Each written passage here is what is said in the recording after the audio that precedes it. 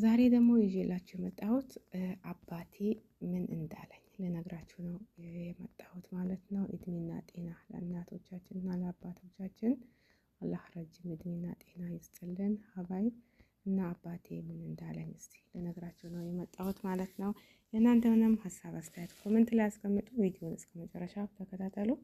አሰላሙ አለይኩም ወራህመቱላሂ ወበረካቱ። እንዴት ናችሁ የቻናል የቤተሰቦች እንዲሁም ክርስቲያን ወገኖቼ ሰላም ብያለሁ። በያላችሁበት የአላህ ሰላምና እዝነት አይለያችሁ። ሀባይብ ለቤቴ አዲስ ናችሁ ላይክ ሰብስክራይብ ያደርጋችሁ አበረታቱኝ።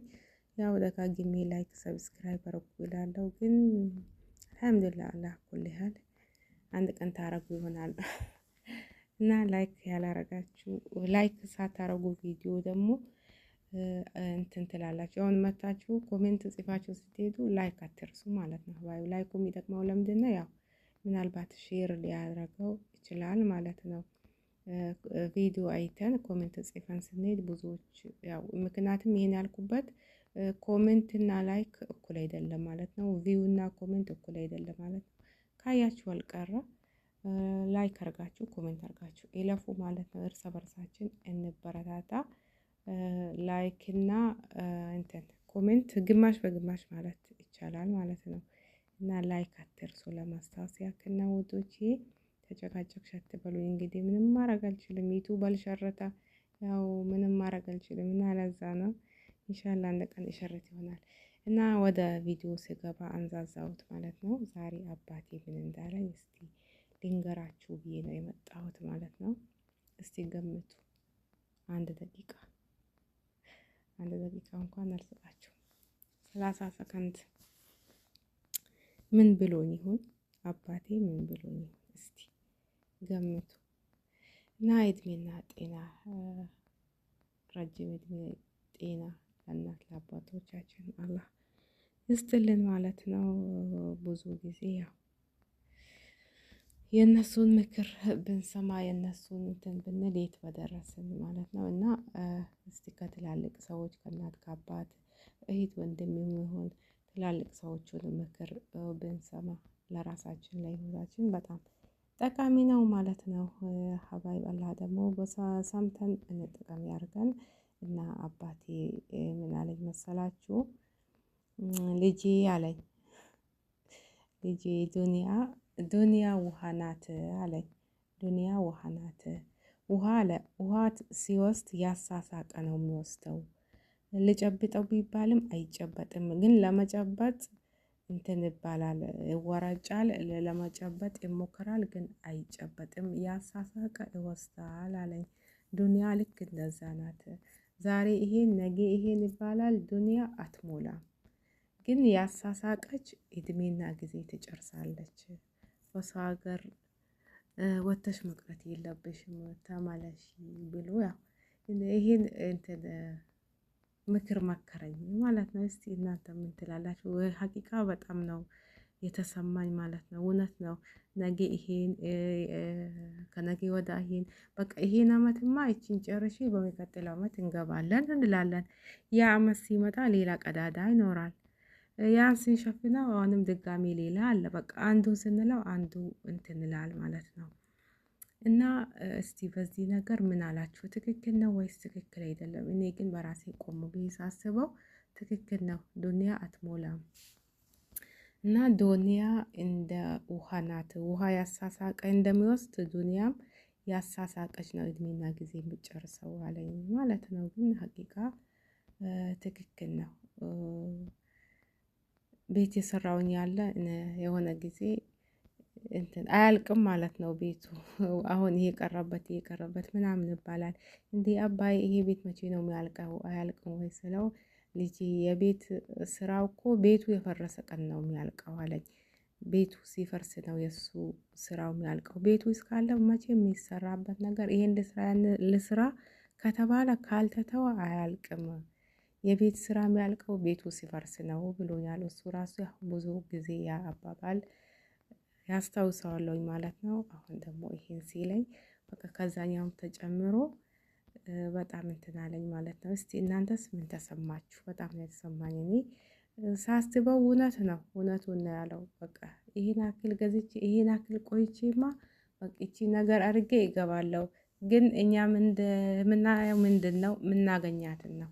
በቃ ምናገኛውን ምንሰራውን ምንገዛውን ለቤተሰብ ምንልከውን እሱን ነው የምናስበው ማለት ነው። አገር እንገባለን ስንል አይ ኑሮ ውድ ነው፣ ኑሮ ስለተወደደ አሁን አገር አለው ጨርሶ ነው የሚሄደው።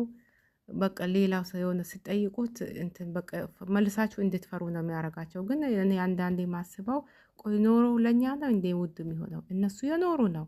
እኛ እንሄዳለን ስንል ግን ኑሮ ውድ ነው። እነሱ እሺ የኖሩ አይደል እንዴ? ለኛ ሲሆን እንዴ ኑሮ ውድ ሆነው ሳይበሉ ሳይጠጡ አያድሩ መቼስ። እኛ የተለየ ሆድ ነው ያለን፣ የተለየ እድሜ ነው አለን። በቃ ለራሴ ቆም ቤት ሳስበው ግራ ይገባኛል ማለት ነው። ቆይ አላህ አረብ ሀገር የኖራችሁበት እድሜ አውፍላችኋለሁ ብሎናል። አይቆጥረውም ነው? አረብ ሀገር የኖርንበት እድሜ አይቆጠርም ነው እንዴ?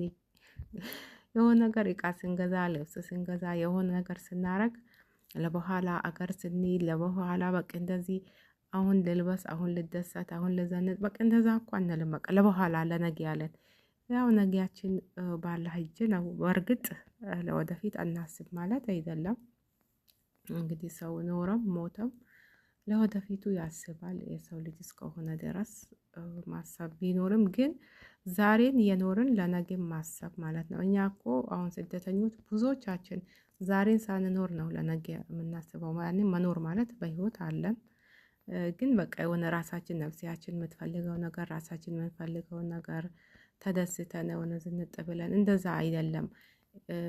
ከሱ የተረፈውን አይደለም ለነገ የምናስቀምጠው። ግን ዛሬ ራሳችንን የገደልን አንዴ ያለቀስን አንዴ የሳቅን በቃ ራሳችንን አምቀን ይዘን በብዙ ነገሮች ማለት ነው። ብቻ ስለ ነገ ነው የምናስበው ስለ ዛሬ ሳይሆን ማለት ነው። አላህ እንግዲህ ሁሉንም ያሳካልን፣ የዛሬውንም የነገውንም ሁሉም በአላህ እጅ ነውና ምን ይሳነዋል? ሁሉንም ያሳካልን። ግን ቆም ብለን እስቲ ራሳችን የት ነው ያለውት ብለን አንዳንዴ እናስብ ማለት ነው።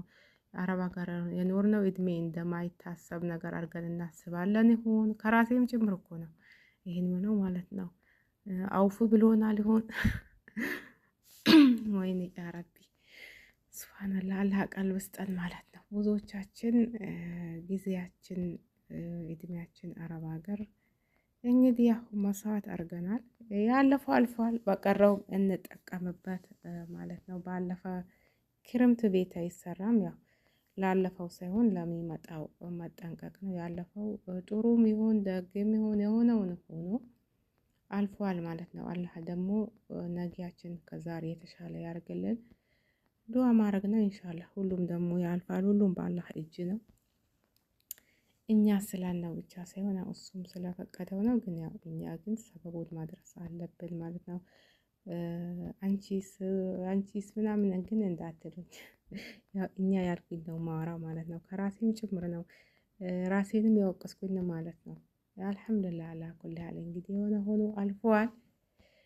ባለፈው ደግሞ መጸጸት አያስፈልግም። ባለፈው ደግሞ በሰራሁት ቪዲዮ አው ብዙዎቻችሁ በቃ ይሄ ነገር እኔን ይወክላል፣ ይሄ ነገር እኔን ይወክላል ብላችሁ ኮሜንት ላይ ጽፋችኋል ማለት ነው።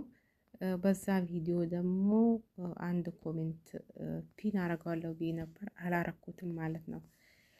የነገ የሰጠችውን ኮሜንት ፒን አረጋለሁ ብዬ ነበር፣ ረሳሁት፣ አላረኩትም። እስቲ ከቻላችሁ አንብቡት ማለት ነው። ያን ኮሜንት ለሁላችንም ይጠቅማል፣ ያነቃቃል ማለት ነው። አላህ ቀልብ ይስጠን።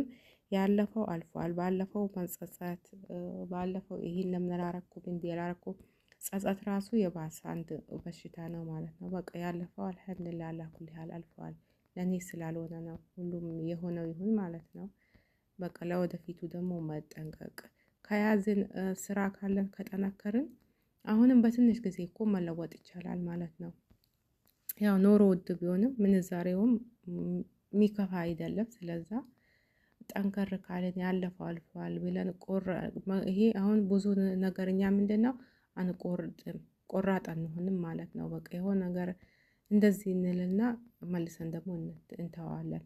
ቆራጥ ሆነን ለራሳችን በቃ ለራሴና ለራሴ ይሄንን ነገር በቃ እኔ ስኖር ሌላውን ማኖር እችላለሁ፣ መጀመሪያ ራሴን ላቋቁም፣ መጀመሪያ ራሴን ላኖር ብለን ካሰብን ሁሉም ይሆናል ማለት ነው። በአላህ ፍቃድ አላህን ይዘን አላህን የያዘ ደግሞ ወድቆ አይወድቅም ኢንሻአላህ። እና ቪዲዮ አስረዘምኩባችሁ መሰለኝ ሳላስበው። አላህ እንግዲህ መጨረሻችንን ያሳምርልን፣ ሀሳባችን ሁሉ አሳክቶልን ለሀገራችን አላህ ያብቃን፣ ሀገራችንም አላህ ሰላም ያርግልን። ላይክ ሰብስክራይብ ማድረጋችሁን አትርሱ። ሀባይ በሌላ ቪዲዮ እስከምንገናኝ አሰላሙ አለይኩም ወራህመቱላሂ ወበረካቱ። አስረዘምኩት።